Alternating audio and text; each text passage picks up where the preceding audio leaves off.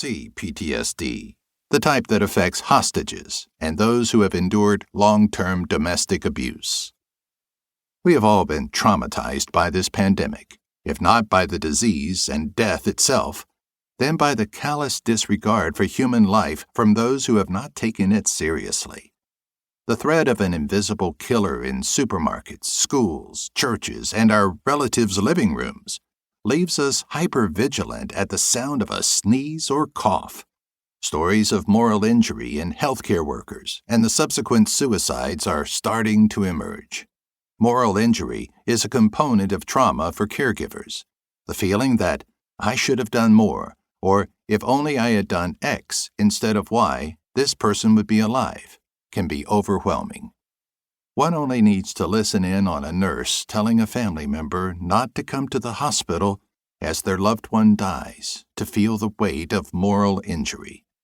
Jesus was a healer, and his healings addressed not only the physical symptoms, but the spiritual and emotional symptoms too.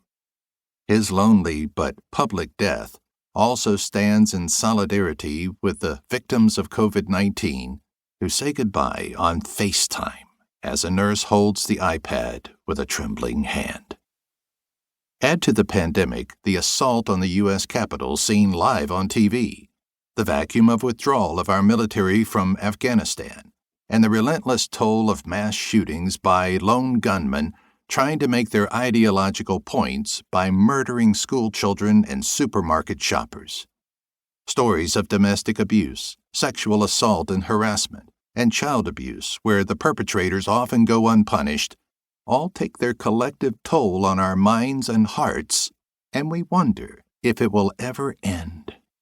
The impact on specific victims is worse than our secondary trauma, but it is often equally debilitating. We wonder, are things getting worse? Unaware that one of the signature wounds of trauma is a foreshortened future where we cannot see anything good ever happening to us again. It is the death of hope we grieve, although we cannot always name it. Religion has never been perceived as less relevant to people's day-to-day lives than it is today. Mainline churches lament how far attendance has fallen from the crowded Sunday schools of yesteryear and wonder what gimmick they can pull to lure in young families.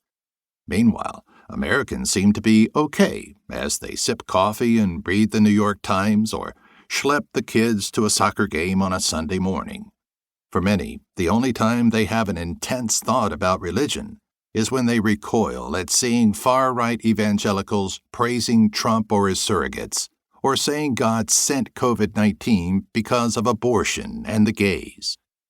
There are many reasons for the decline in organized religion, but one is clearly the failure of many churches to genuinely connect the gospel to people's most wounded parts.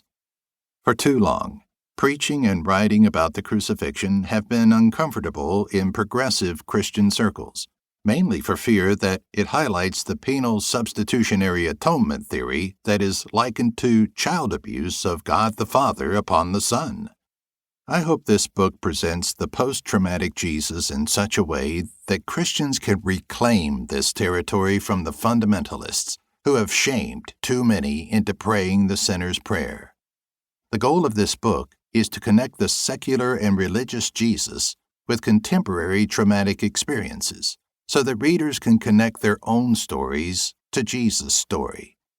This is no easy task, as the Jesus of history has been gilded and gelded with both religious and secular themes that move traumatized people further from the Jesus who was nailed to a cross by Roman soldiers and left to die for 6 hours on a Friday afternoon. We have to face the trauma of our lives head on, and the people of Jesus' time knew trauma. Rome was brutal in a way it is hard to imagine today. Every soldier of Rome was a killer, a disciplined fighting machine. These soldiers stayed in formation and threw their javelins. The javelins had thin steel necks, so if they missed, they would bend out of shape upon impact with the ground, rendering them unusable by the enemy. If they hit an enemy shield, they would make the shield unwieldy and soon thrown to the ground.